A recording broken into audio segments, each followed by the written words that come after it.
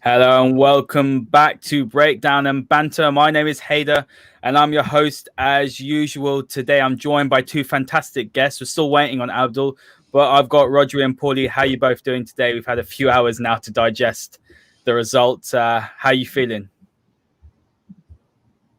I'm feeling tired.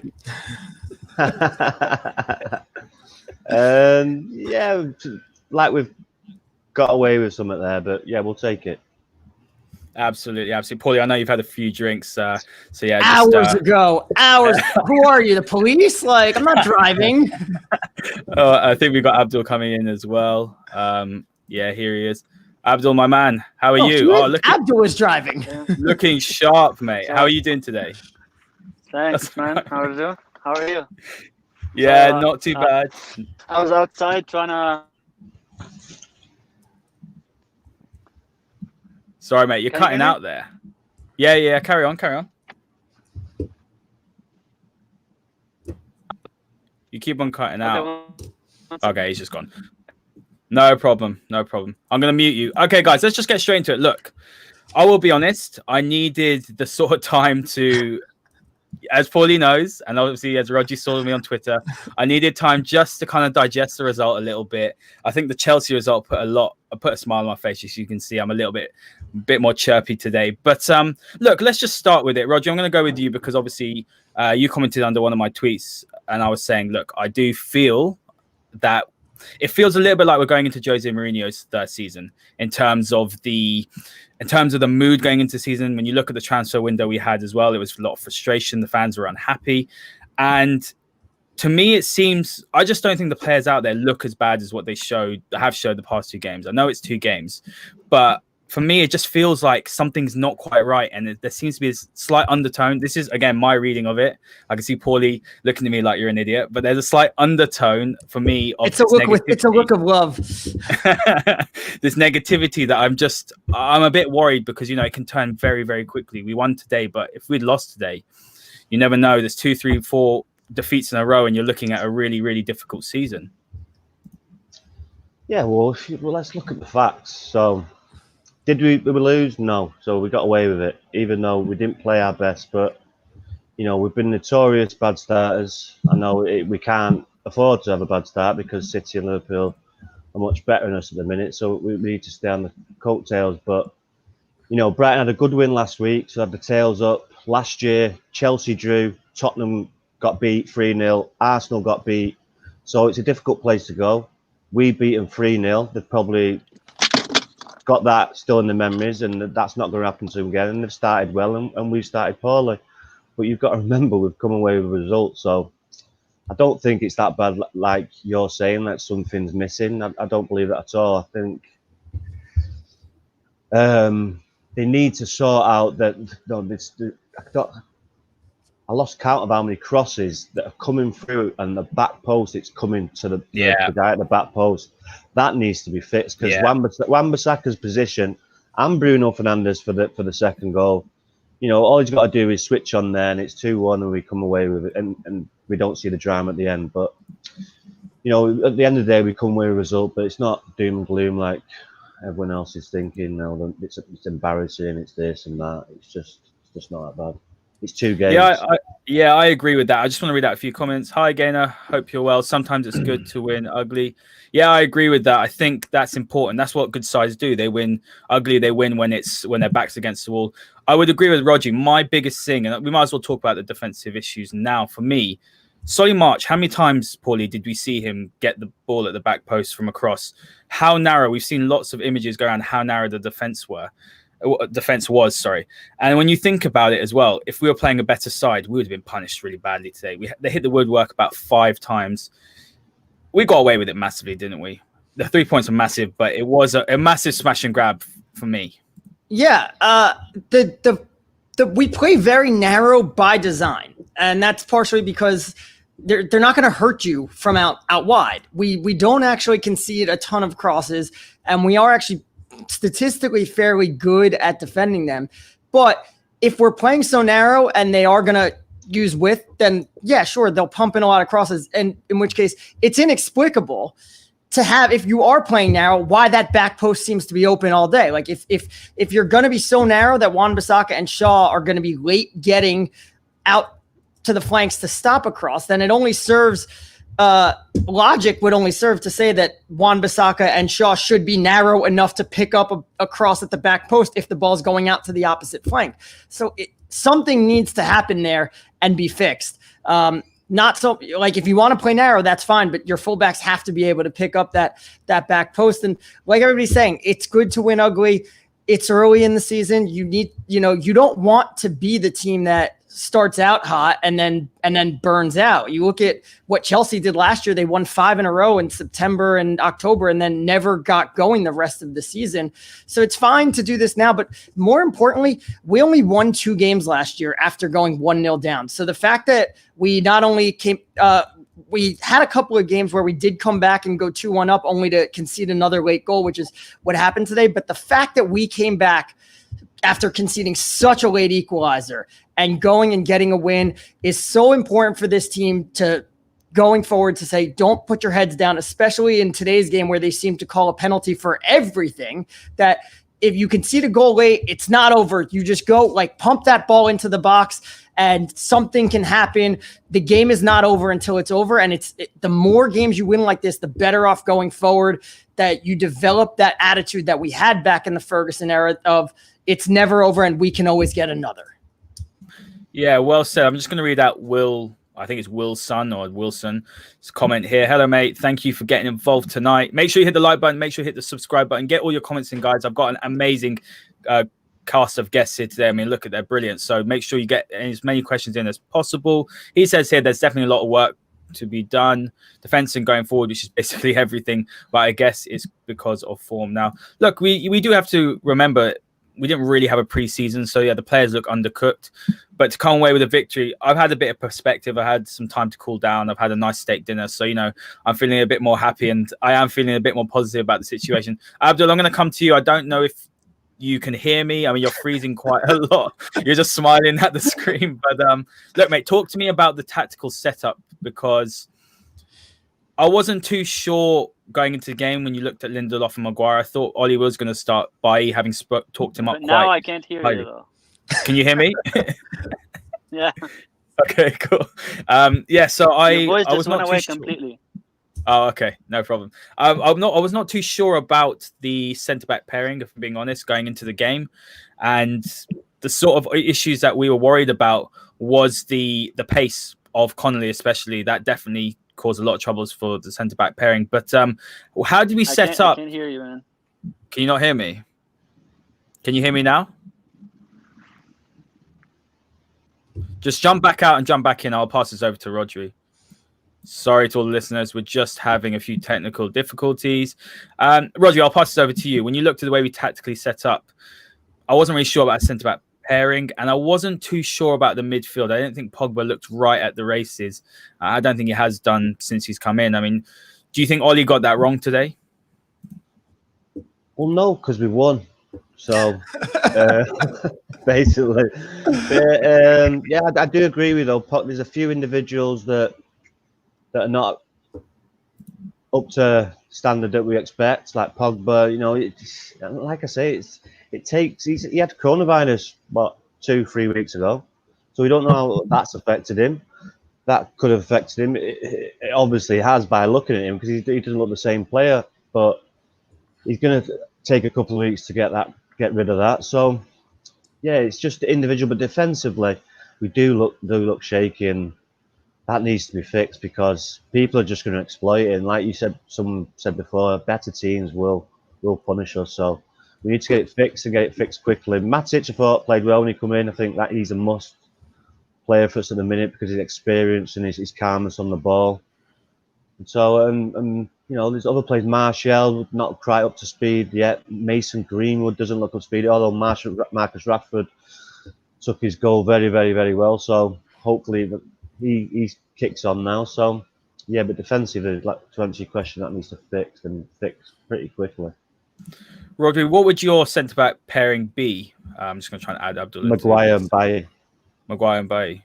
Yeah. I think I would agree with you. My issue with the current partnership, and myself and Paulie have spoken about this in length, but it is just I don't think Maguire and Lindelof are bad players, and this is something I do want to sort of dispel, because I think together they make each other look worse, because I don't think they're covering each other's deficiencies. When you look at some of our best centre-back pairings, or some of the best in the Premier League era, or generally in football, they complement each other's deficiencies. And when I look at Maguire, I've actually got more issues with Maguire as a player than I do actually with Lindelof as a player.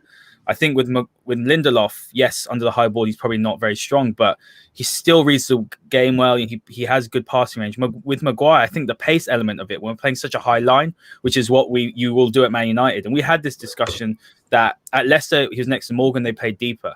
He's playing 10 yards further out the pitch. And yes, he doesn't have the pace, but I'm a bit worried about his positional awareness. Is that something that you're worried about as well? Or do you think it's just simply a case of put someone quicker next to him and he'll look like a better player? Yeah, exactly that. He's got the experience. No, John Terry wasn't the quickest of centre halves, but if you've got a football brain, which Harry Maguire has, he knows when to step off, he knows when to step in. It's Rio Ferdinand highlighted at the start of the game, which didn't look good for him. So there's something to work on. But yeah, to answer your question, Bailly is the quicker person, and I think he's, for me, Lindelof for a centre half, he's just too soft. The second goal last week was just the highlight of that. You want your centre half to take the ball, the man, the lot. And he just dangled his foot, and Sarah took it off and scored a goal. So you need your centre half. I think Bailly's taking a lot there. I think Maguire's taking a lot. For me, Lindelof's too soft and gets out-muscled too many times for me. Do you agree with that, Paulie? That assessment on the centre-back pairing? Yeah, I thought Lindelof actually played fine today. Certainly much better than last week. But you're right. They don't bring out the best in each other, and they don't cover each other. It's like, I forget which one it was, but when Johnny Evans was breaking into the team, he looked terrible. When I forget if it was with Ferdinand or with Vidic, and then when he was with the other one, he looked totally competent. It's just a matter of which. Some players, cover those, like you said, cover those deficiencies better than others. And as a pair, it's just not happening. I just don't think that Ole trusts Bailly to stay fit at this point. And sorry to put in, that's the most key area. That's the most key area you need to get right. It's a partnership. It's not a single thing. It's a partnership. You go back in the years of the great centre half partnerships. It's a partnership. And you watch when Van Dijk come in. He made the other players look brilliant. So I think next to Maguire, he's good enough to, if Bailly comes in and gets a good run of games and doesn't get injured, then I think he'd be the better option for me anyway. And that's a $1 million question, though. You can be the most talented and top player in the world, but if you can't keep fit, then your use to a manager is pretty much zero. And I actually look at our options. I'm a massive Tuanzebe fan, watching him in the academy as he grew. Fantastic player. He actually has all the attributes to be the partner next to Maguire. He's aggressive, he's quick, he's good on the ball. He's also a leader. He was captain all the way up. And I like the look of Mengi. I just felt like today, if it'd gone badly and we'd lost, then I think that the selection at centre back would have been one of the issues. But I'm going to read out a few comments, guys. But I think if you do that, like if you look at what Ollie's done, I think it's going to take more than one game for him to make a change. I think he's going to let you go. He's going to point out that you made mistakes and maybe that you should be dropped, but he's going to give you your chance to go out there and correct that mistake. And it's a 180 from, like, Mourinho would have dropped him right away. But remember, like, that ended up hurting key players because you saw some of the attacking players afraid to make a mistake and afraid to do things because they felt that if I make a mistake, I'm going to be dropped. So I think Ole is completely in the other direction. Is he too far in the other direction? Maybe you need to find like a happy medium in between the two. But that has been his MO since he's gotten the job, is if you've made a place in the team your place, he's going to give you every chance to keep that place unless someone else really, really says you can't drop me. Yeah, it's a fantastic point. And that's that sort of the man management. We have the polar opposites. Jose came in and you saw the way he reacted when Rashford missed that shot. I can't remember who it was against. And that really didn't help the side at all. Throwing the players on the bus, I wasn't a fan of that. Ole's come in, and that's the thing that I think he's done well, is the man management aspect has been fantastic. I don't think you can fault him on that. I don't think you can fault him on the cultural reboot of the club as well. Such a big task to do. People forget this is not the United the day after Sir Alex left, 7 years ago. This is Man United of now. 7 years of poor financial decisions, poor managerial decisions, wasted money, lack of planning, and we're in this situation now where it's taking time. Sometimes it feels like one step forward, two step backs, but we're making progress. I just want to, Abdul, can you hear me, man? Yeah, I can hear you. Can you hear me? Okay, perfect. Yeah, all good. I just can't use the camera, if that's okay. Fine, man. No worries. No problem at all. I'm going to just read out a few comments and I'm going to come to you, but let's read out more. Good evening, Reese. How you doing, mate? I know you said good morning. That steak went down too well. Pogba should be drip-fed into side of 30-minute cameo appearances over the next few games. I agree with that. Look, he had COVID. I think we can't downgrade the effects of that. You do read a lot of reports. Obviously, I'm not a doctor, so I don't think he should have started. I'm not going to be too hard on him because we all know what player he can be. But yeah, I would have started Van der Beek. Reese has also said, hope you sign Upamecano. Yeah, he'd be a dream signing. Just don't see it happening, unfortunately. And also a hat trick of comments. Lindelof at CDM. I'd like to see that. I have seen that. You mentioned that a few times, and I know some people have mentioned when he was in Portugal, he was playing in that position. I think that could possibly work for him, but as a centre back for me, I think his time next to Maguire is up. I think there's a difference between being good on the ball at centre back and good on the ball at as a midfielder. Yeah, I think so. Abdul, I'm going to ask you, talk to me about United's tactical setup today and your thoughts on the lineup. The lineup, no surprises. As I expected, the only problem was Pogba. Pogba's becoming more of a liability to us than an actual addition to the team and a creative outlet. So when we were playing out from the back today, the ball, when it comes to Pogba, it would always get stuck. He either gets fouled or misplaces the pass. In terms of the structure itself, it was the same. So we build in two patterns, either with 3-2 or 2-4, and that hasn't changed. The problem is every time we get it out to Pogba, he would lose it. If we don't give it to Pogba and we try to play out from the back using the left side with Matic won't. It's just that when it reaches that final third, we would misplace it. So the front three, especially Martial and Greenwood, Rashford was in patch. They would misplace the pass. So I remember the times so that was our biggest issue. Lindelof again was an average performance. He didn't make a fatal error like the Crystal Palace game, but he still was not very convincing. The problem we faced when it came to the crosses, right? So Brighton are playing with a 3-4-3 system. A 3-4-3 system gives them a very wide formation, like they maintain with all the time, with Lamptey and whoever is the other one back on the other side. I forgot whose name is. When they used to build up, it was always like a 3-2-4, with one of the forward three would drop into half spaces or drop a little bit into kind of a false nine position. So what was happening is when Greenwood wasn't coming back or one of our wingers wasn't dropping back to cover that space, there was always a man free. So when they crossed from the right, I think his name was March, he was always free. And Aaron Wan-Bissaka can mark two people at the same time.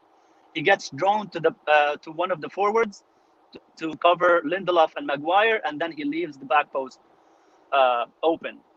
So, like, the 3-4-3 system is very good when you're playing the 4-2-3-1, but still, like, if we were more intense, more fast, that would have helped us a lot.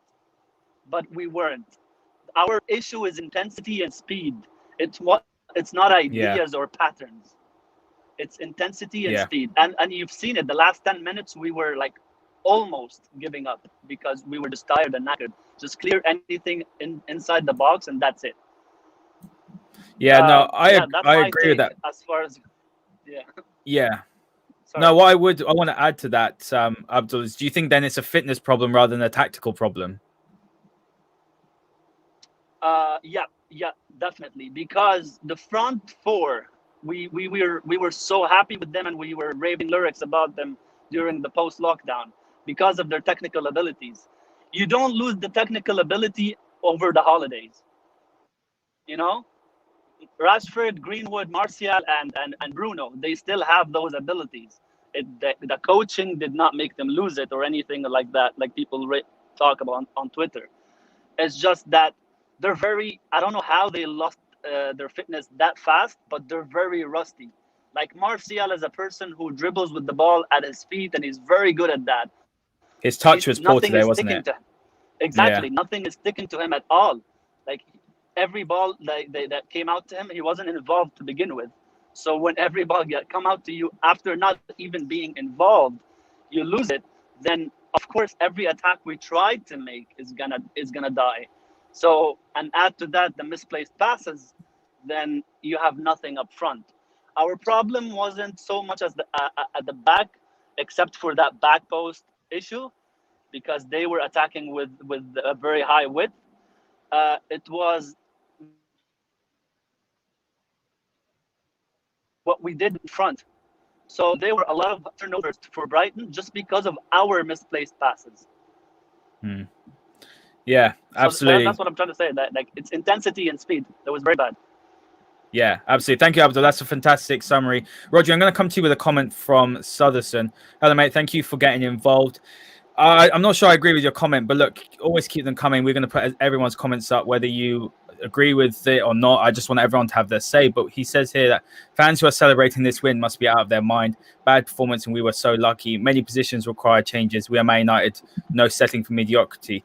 Something I will add to that is even if United are not even in the Football League and they're playing non-league football, I will celebrate a win, because if you can't celebrate a win, even if it's a performance like that, then, what's life about? It's about enjoyment. I mean, Roger, do you agree with that? There's so many people that are saying, oh, how the standards have fallen. Man United fans are celebrating beating Brighton with a 100th minute VAR penalty. It's for me, it's just a little bit sad. Sometimes I feel, I'm not saying you did this, Sutherson, but some people do it. Maybe they do it for clout, or maybe they are extra sort of negative just so that it their tweets bang or whatever. Don't really know what to say to it. Yeah, it's just you celebrating because of the drama of the goal. I don't really want to go too much into it because I'll probably say something that I regret. So yeah, just you're gonna get fans like that. Whoever you play against, you celebrate. Doesn't matter who you are. Yeah, I agree with that. Paul, you got anything to add to that? Hi, Jax. How can we not be fit? It's all they do day in, day out. It's their job to be fit. It's a very fair question. Very, very fair question. They're not fit because they went on holiday and they weren't working out all day and night, and then they come back and there's only so much game speed you can replicate in training. You can only work so hard at make sure like when you've got the ball in midfield, don't forget it's not just the defenders in front of you, but there's a forward coming behind you to close you down, and you can only replicate that so much in training and make sure that you have half a second less time on the ball than you think you do, and get your touch back. You just have to play matches to get into that, and you need to play a few matches in the season if you haven't been doing that. To drop your set. No, you celebrate a win because we won the game. We're not all out here saying, oh, we're Man United and we beat Brighton 3-2 on a penalty. Watch out, Liverpool, here we come. It's 3 points or 3 points. We needed those 3 points. Are any of us sitting here being like, that was a great performance? No, but we're sitting here being like, it's 3 points. We got the win. That's the most important thing. You can't take those 3 points away from us, but we still need to, fix some things so we can get the next 3 points. Can I just add something there? Would I just add something there? Someone's comment. Reece said they should be fit, no excuses. Come on, there's been a pandemic. There's no pre-season games. There's not one person in the Premier League that is match fit at the moment. You need to play games to be match fit. So to say they should be fit, no excuses, is just ridiculous. Just ridiculous. Yeah, no, I look, my view on it. Oh, sorry. Yeah, go on. No, I'm gonna give my quickly my view on it. Look, what I'm unimpressed with, and I will agree with some of the comments as well. And this is why I was tweeting a lot. Is what I'm unimpressed with is how other teams also are in the same situation, but we look a lot worse in our performances. And I'll talk about the performance in a bit. That's my issue. But their 7 days or one game and 90 minutes. That's what 90 minutes more to match fitness. So we, for some reason, we didn't play for 7 or 8 days after everyone else played. So we're behind the 8 ball straight away. So we didn't. And a lot of those teams played 2 or 3 preseason matches. We played one, and look at who played in that match. And, you know, most of the players that were on the field today weren't playing in that match. Yes, you can look at how Man City went out there and walked over Wolves on Monday, but then look at what they did in the League Cup. They struggled against Bournemouth. They had to bring Sterling, they had to bring De Bruyne on. So it's match fitness, and the teams that are well out ahead of us should look much more fluid than we do. No, fantastic points, guys. I do agree with points like that. Gainers, some positivity. Always going to celebrate a win, whatever the circumstances. Abdul, I'm going to pass over to you on this notion of match fitness. I mean, what is your view on it? Yeah, what I was going to say is that you have 17 teams in the Premier League that have started 3 weeks earlier than us. We finished on the 16th of August. Wolves and Man City are included in the equation of the 3 teams that haven't started the rest of the league. Wolves are going to feel the effects. Just pay attention to Wolves. Man City have a bigger squad, more quality and depth, and they finished a couple of days before us, just like Wolves. Wolves finished, I think, like around 8 days before us. So what do they expect? These players literally had like 10 days, and they had to come back. Our first team came 4 or 5 days before the beginning before the Crystal Palace game. Do they really expect them to be running circles around everybody? Just like they're humans at the end of the day, you know? So, like, I don't get that part. Don't compare us to Man City and Liverpool. We're not there yet. In terms of squad and quality, we're not there yet. Don't tell me, oh, Man City proved that there shouldn't be any issue in fitness. I'm sorry. Man City is a completely different team than us.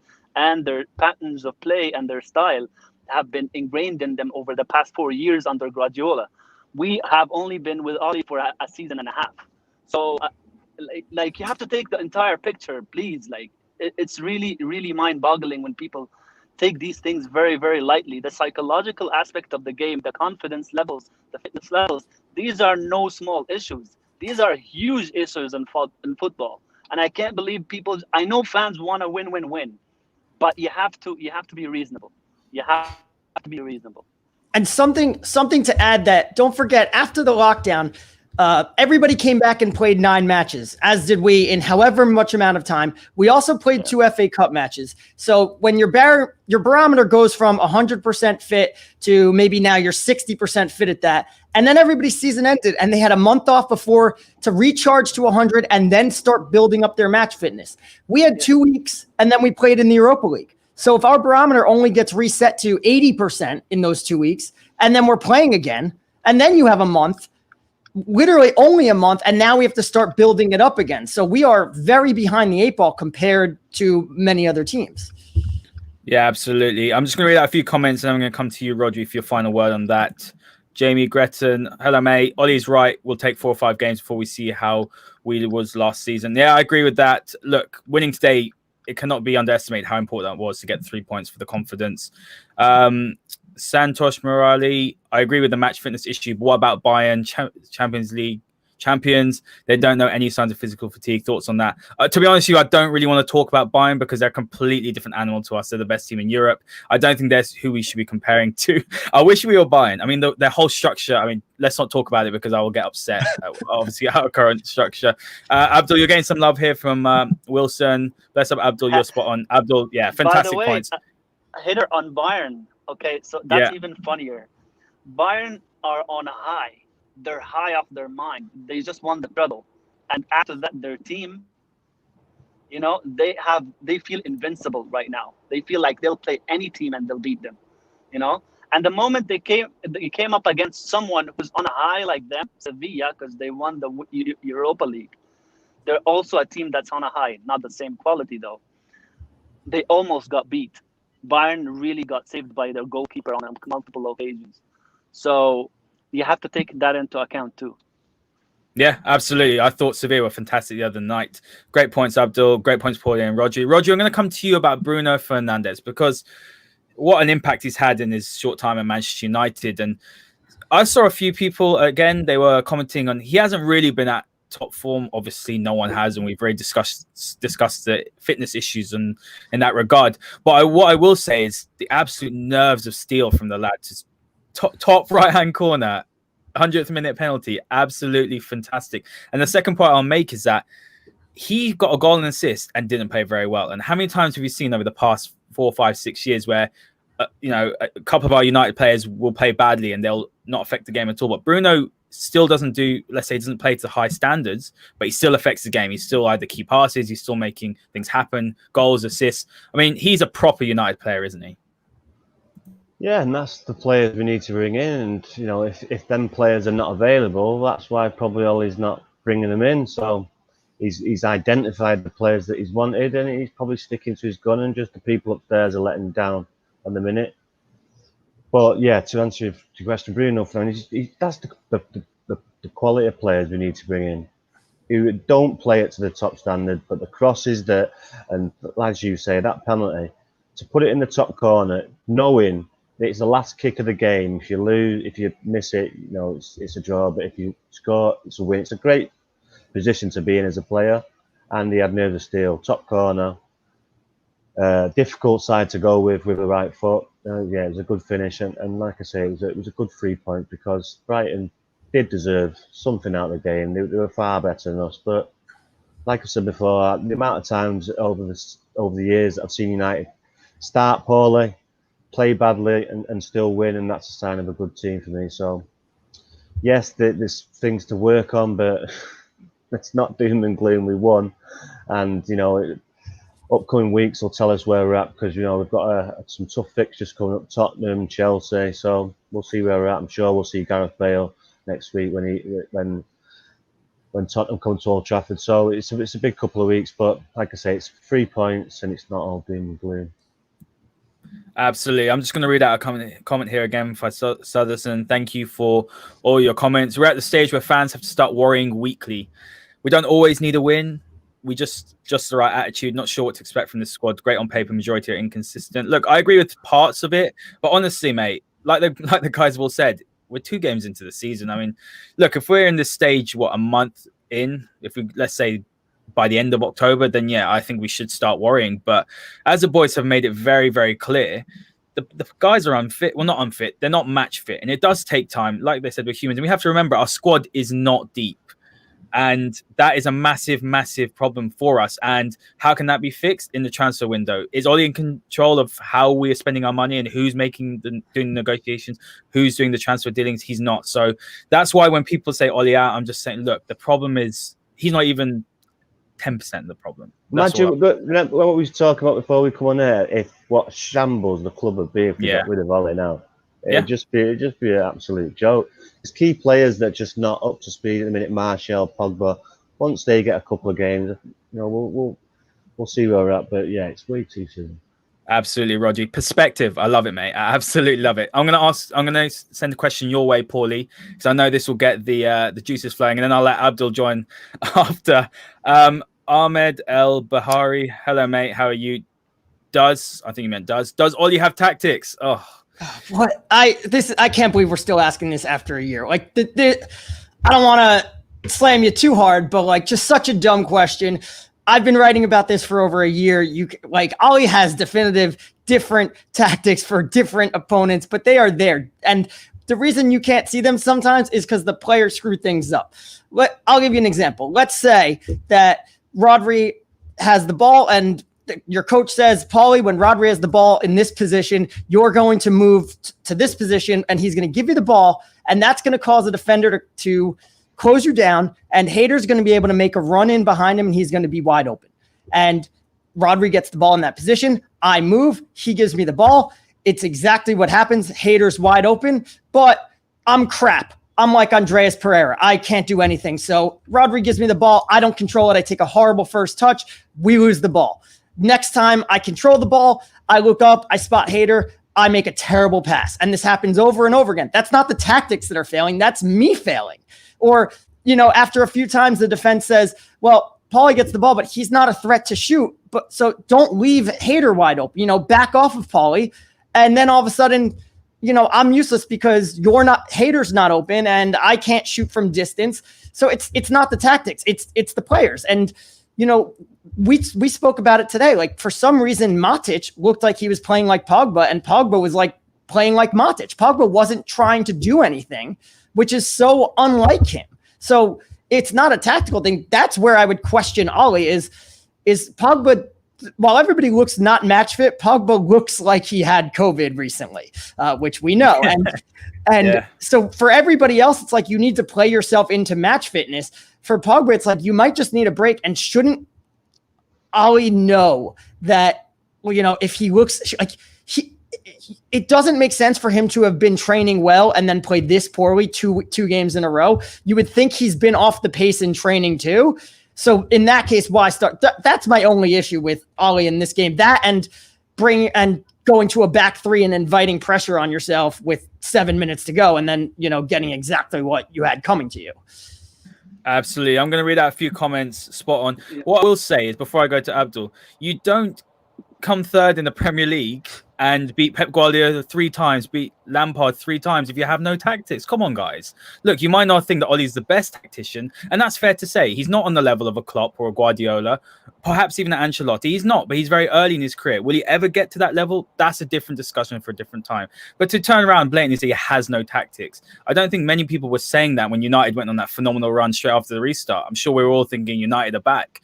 My issue is the consistency, but as myself and Paulie have discussed on a number of occasions, that consistency comes with the lack of depth in the squad.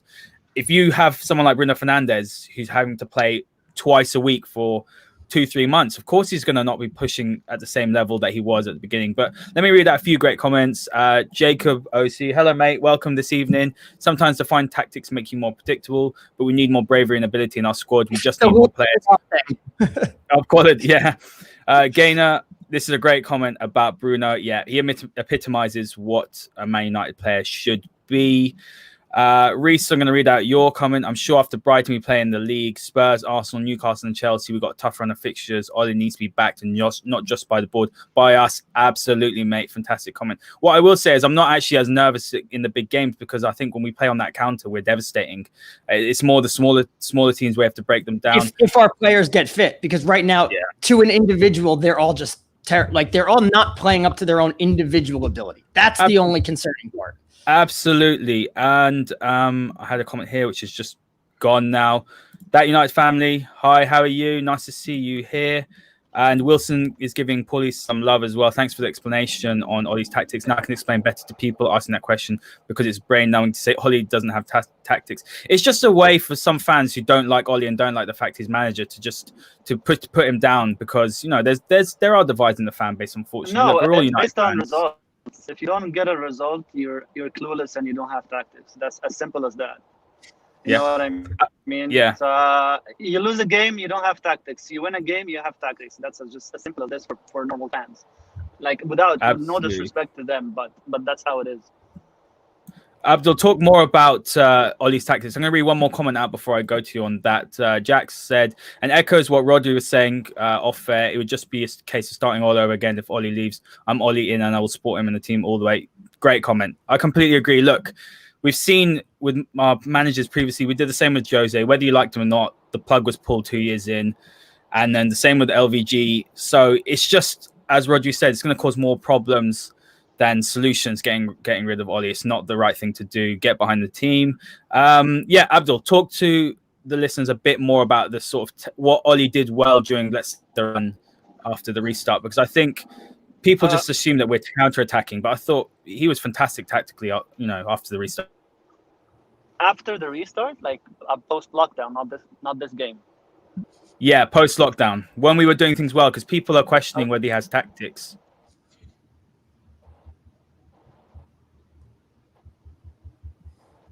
I think we just lost him. Abdul, can you hear me? Hello. Okay, we'll move on. If you jump back in, just chuck it in the private chat. Roger, I'm going to ask you a question about Pogba. Where's his best position? Because we're seeing him play very deep. I don't know if Abdul's trying to talk there. Is he? I don't know. I'll carry on. Yeah, we see him playing very deep. For me, I think he's much better playing further forward. I like to see him making some more runs into the box. But obviously with the defensive midfielder situation, I think if you'd had someone a bit more mobile than Matic, then I think you would see Pogba pushing up more as an 8. But yeah, where would you like to see him play? Yeah, I would definitely see him more forward than he has been. He could cause more damage that way. He's more comfortable on the ball, and he commits players and gives more space for others. So he just needs, like I said before, him and Martial don't look up to speed in a minute, and they just need games, more games. But you know, it helps that we got the win. But I just think, like I say, he needs games because he's trying to do things that usually he'd get away with, but they're just not coming off, and he's losing the ball, and he's losing it in key areas. And he's doing it multiple times, so it needs to get sorted and sorted quick. But yeah, it just proves we need players in. You know, this Donny van der Beek, he looks like a squad player for me, a £40 million squad player. Because if Bruno Fernandes, when he come in, he was straight in the starting 11, no questions asked, and he stayed in. This kid's not even started yet, so it's we need to bring better players in and We'll see where we're at when the window closes, because I still think we'll bring a couple of players in. It's just bad business. It's just bad business by leaving it to the end, but I still think we'll bring a couple of players in. I mean, Roger, what I will ask you about Van der Beek is: have you been impressed with what you've seen? I mean, I've been very impressed, to be honest with you.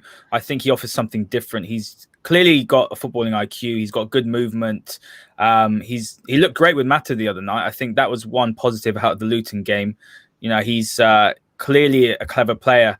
I think he should have started, to be honest, instead of Pogba. But do you worry that, because you've said you think he's a squad player, do you think do you worry that he's maybe not at the level to push the starting team? I might be being a bit harsh by saying he's a squad player, but when Bruno Fernandes comes to the club, he comes straight in, and he was straight in the 11 and he started.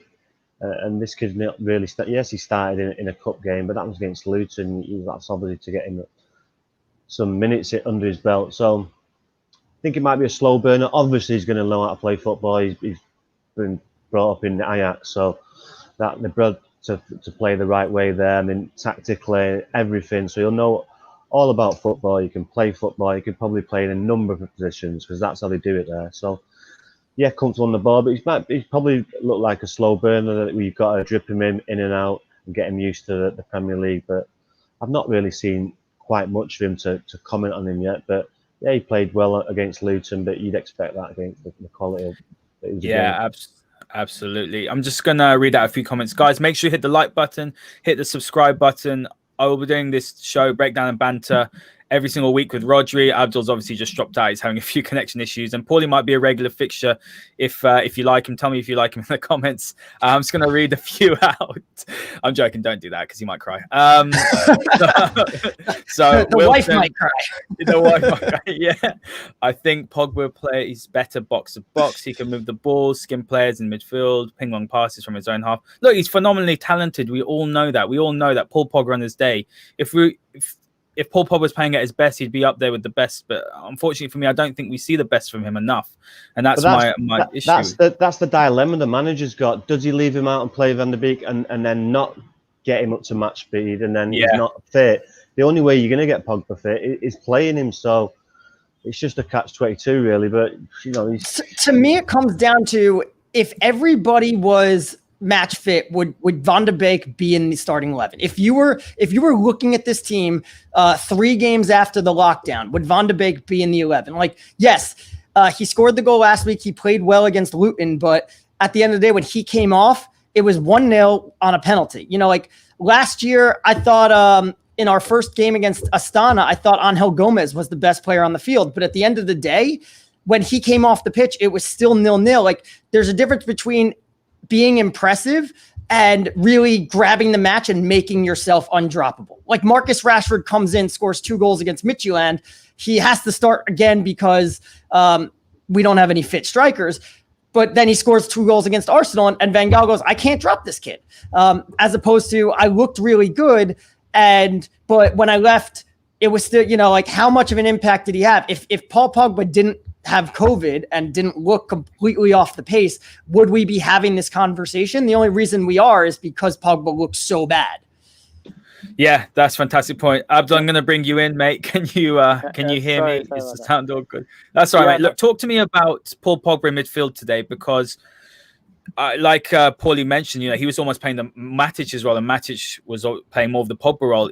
Look, you can tell he's not up to fitness, but would you like to be seeing him play a bit more further forward? I just have this nagging feeling that he's just being wasted too far deep, even though he's got the ball-playing abilities to play almost sort of a quarterback role. Yeah, so like earlier, Paulie was saying that Paul looks like someone who recently just had COVID, and he really, really does. During the match, he was tried in 3 different positions, right? So in instances, he took Bruno Fernandes's position, and Bruno Fernandes dropped deep. He still didn't look good. In other instances, Matic is the one who was the progressor of the ball, and Pogba dropped into 3 center-back role, which was a catastrophic switch, to be honest with you, because if he does lose it at that point, it's a goal. But throughout the entire match, like mostly, his position was actually an 8. Because yes, on paper we are 4-2-3-1, but when the ball is in our possession, and that's recently, Paul does push up very high, not inside the box high, but he does push up high. But he just looks like someone who really, really just not up to speed at all. And like Paulie was said, that the thing that I would criticize Ole on is, why is Paul playing? He really does not look like someone who can play at the moment. And that has nothing to do with coaching, that has nothing to do with Ole's tactics. It's just the guy does not look either fit or mentally there. Yeah, I agree. And Rodri's view was that, that dilemma, isn't it, Rodri? That do you play him to get him fit, or do you give Van der Beek? I mean, look, it's so difficult, but I think the way he's playing, or the lack of fitness and sharpness he was almost a hindrance for me today. And look, that game could have finished very, very differently. And I mean, Ole's got a big decision to make. I'm going to ask you again, Abdul. I'm going to talk about that right side, because again, what we saw is that, and you just have to look at the positioning maps that you see go around, at the end of games. United are they overload that left side, and there's absolutely nothing on that right side. I mean, you mentioned last week that Calvin Stengs, if you're not going to get Sancho, someone like him, but United have to get a right winger, don't they? Because they have to, because it's so predictable. I mean, talk to me a bit more about that predictability of United's attack. Like you just said, we are left-sided team right now. We are a left side reliant team, and Greenwood does come good in patches, but because we're playing with a fluid front 3, sometimes Greenwood switches to the left and stays there, and then you end up finding that there's Rashford and Greenwood on the left-hand side, and there's nobody on the right-hand side except Aaron Wan-Bissaka, and then Aaron Wan-Bissaka has the responsibility of taking the control of the entire right flank. And I mean, you can blame the guy for certain things, but it's too much on the guy for someone who just came from Crystal Palace a season ago. And this is exactly what was happening today. So, like I said, Brighton was playing where the imposition for tactics for Brighton was 3-2-5 in front, with one withdrawn a little bit to create that mismatch for United's black line. Aaron Wan-Bissaka, his performance was very, very good, but because the responsibility is very huge, so he would always miss a guy, because we're playing with a back 4, right? So you would need your wingers, depending on which side the ball is on, you would need them to drop back to cover the half, for your fullback to either cover the half space or the person on the wing, and your winger would cover the person on the half space. So that was not happening on Greenwood. That's why Ole took Greenwood off, because Greenwood was not doing that. He was doing that in patches. So sometimes he would return, help Aaron Wan-Bissaka out with, I'm not really sure of the 2 on the side for Brighton. But anyway, the point is that he would go back, help them a little bit, but other times, or mostly, he wouldn't. That's why he took him off and put Bailly in, because he needs 5 at the back to contain the 5 of Brighton. You know what I mean? So that made a very logical sense to me. That was not a bad substitution. That was not, how I would say this, that was not Ole giving up the match and trying to hold on to a 1. Substitution. Yeah, that was Ole trying to solve the back post problem. But then it happened again because Aaron Wan-Bissaka keeps getting busy with the winger instead of the wing back. So sorry, one of the front 3 instead of the wing back.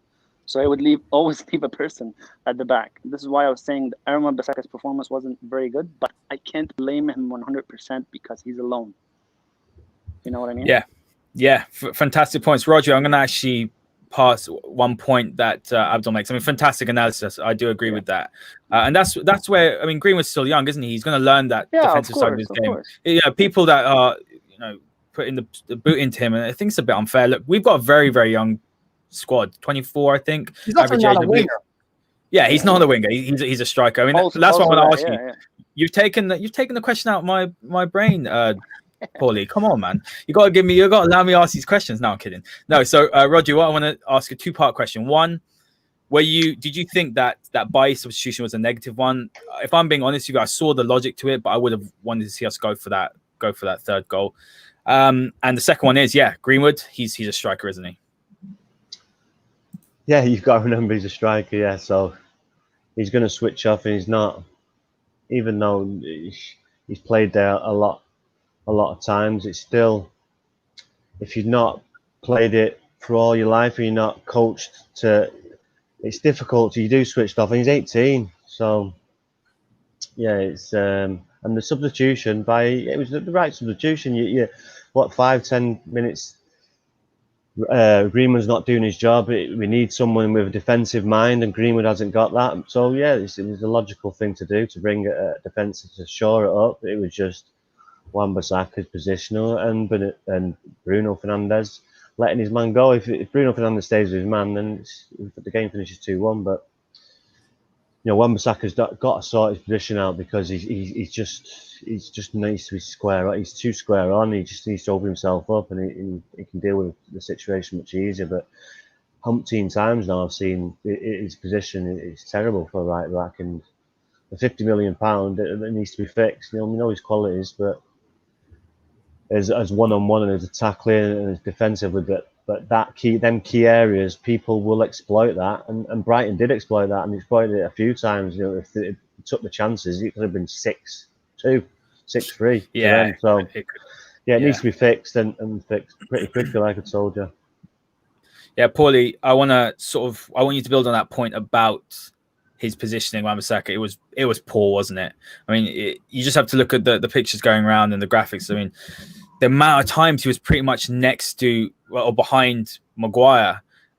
Better side would have completely taken advantage of that, wouldn't they? Yeah, these are mistakes you can make against Brighton.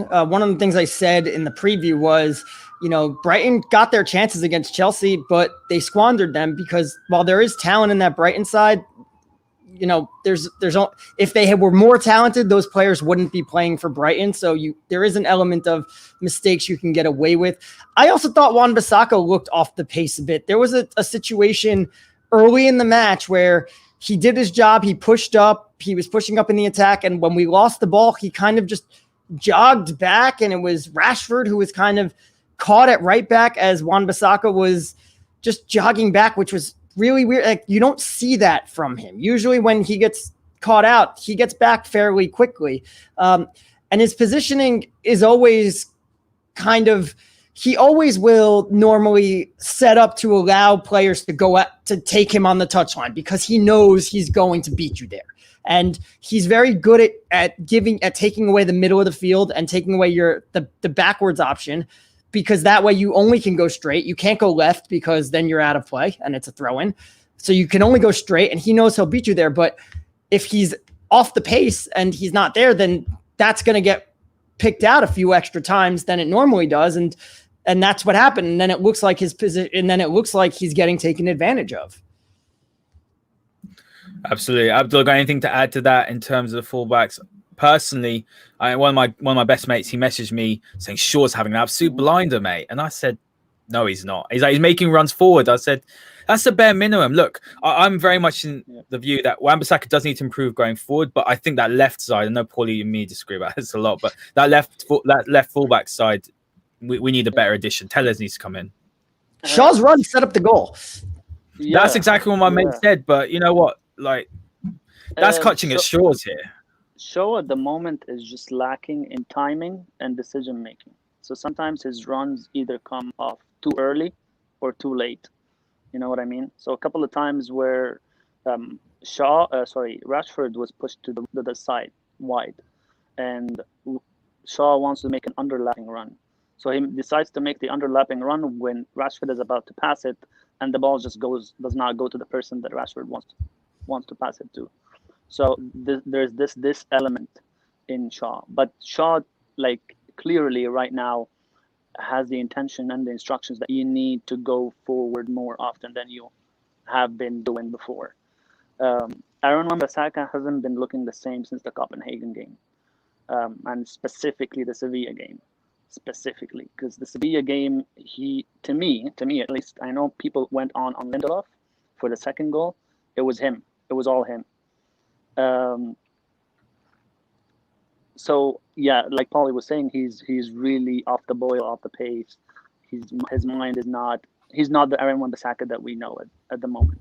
I don't know if that's tiredness, if that's fitness as well, because the guy is burned out. He's been used for almost every single game because we rely on him to lock down that right hand side because we don't have a right winger, you know. So that's the problem with Aaron Wan-Bissaka at the moment. He looked good with Luton because Luton did not threaten. They did not. No, but also, like, I thought I like to give people their respect and the teams, right, and their tactics. They were not threatening down the Aaron Wan-Bissaka side, so that's why he whatever he did okay. So it was not that dangerous. But when you come up against the Premier League side, they will run at you, especially against the Brighton side, because they play football. They will come at you, and if you're not very ready, well drilled side. Yeah, if you're not ready, you will be taken advantage of. You know, out of position, they will take advantage of that. Not aware of what's going on, they'll take advantage of that, and you've seen it today. Absolutely. I'm just going to read out one comment before I come to Rodri for the sort of final word.